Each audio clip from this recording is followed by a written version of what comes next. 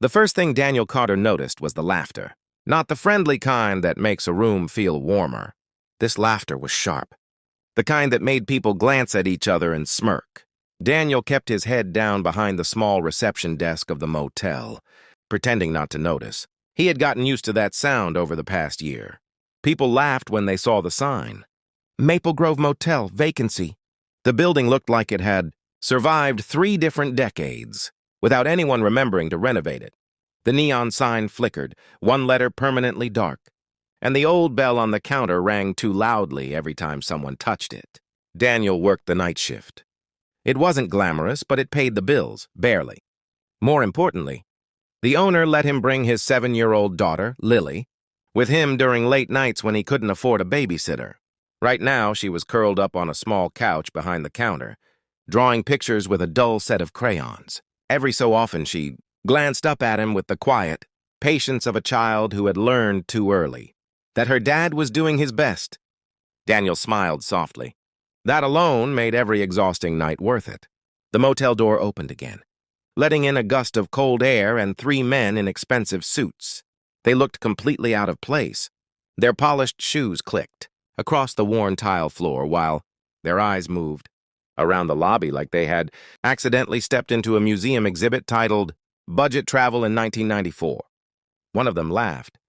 "Man, people actually stay here?" Daniel forced a polite smile. "Evening. Need a room?" The tallest man leaned on the counter, reading the laminated price sheet. $80 a night, he said, amused. "That includes hot water, or is that extra?" The other 2 chuckled. Daniel had heard worse. "Hot water's included," he said calmly. "Coffee in the morning, too." The man smirked. "Well, we're actually staying at the Grand Crescent downtown. 5 stars. But our friend here," he nudged the man beside him, "lost a bet." The second man grinned sheepishly. "They dared me to come find the cheapest motel in town and ask if the owner had room for a CEO. More laughter. Daniel nodded slowly. "Well," he said, sliding a room key across the desk, "we've got room for everyone." The tall man shook his head, still laughing. No, you don't understand. This is a joke." Daniel glanced toward Lily. She was watching quietly now. Kids understood tone better than adults realized, so he kept his voice steady. "Joke or not," he said gently, "everyone deserves a place to rest." For a second, the room went strangely quiet. The men exchanged looks. Then the tallest one shrugged. "All right," he said. "You win, but I'm not staying." He pushed the key back. "Thanks for playing along, though." They turned and walked out, still chuckling as the door swung closed behind them. The lobby fell silent again. Daniel exhaled slowly. Lily patted over. "Daddy," she asked softly, "why were they laughing?" Daniel knelt beside her. "Sometimes people laugh when they don't understand things." She thought about that. "Like when I tried to microwave my crayons?" Daniel chuckled. "Exactly like that." She smiled proudly and returned to her drawing. An hour passed. Then 2.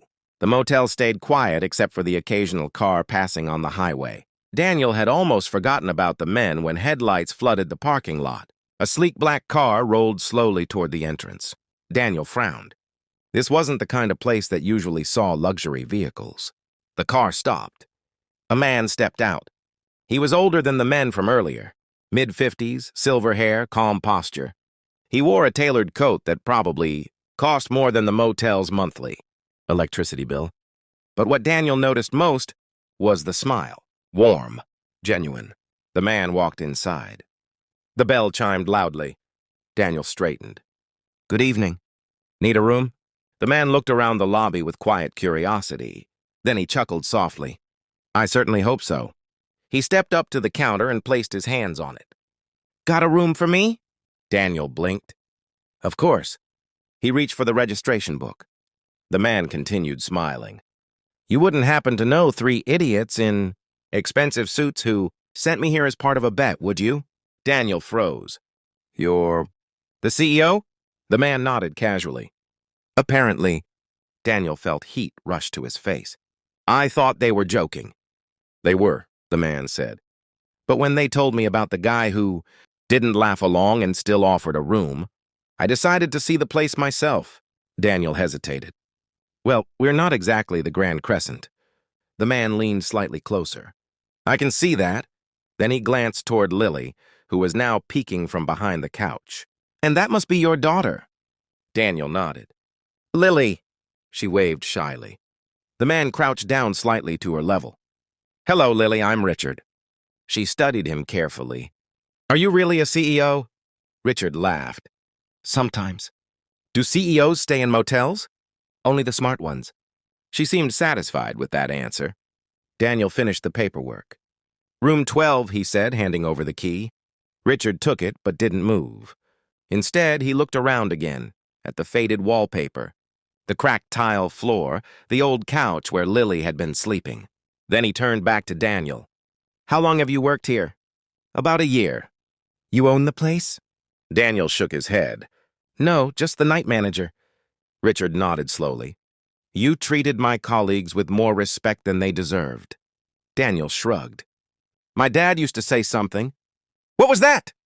He said you never know who someone really is on their worst day. So treat everyone like they matter. Richard's smile grew. That's good advice. He paused. Where did your father work? Construction. And you? Daniel hesitated. I used to be a mechanic. Shop closed during the pandemic. Been piecing things together since. Richard glanced toward Lily again. You're doing all right. Daniel looked at his daughter. We're getting there. Richard nodded thoughtfully. Good. He turned toward the hallway. But before walking away, he stopped. Oh, one more thing. Daniel looked up. Yes? Richard tapped the counter lightly. Tomorrow morning. I'd like to talk to the owner of this motel. Daniel frowned. I can give you his number. Richard shook his head. No need. He smiled again. I already have it. The next morning, the motel owner arrived earlier than usual.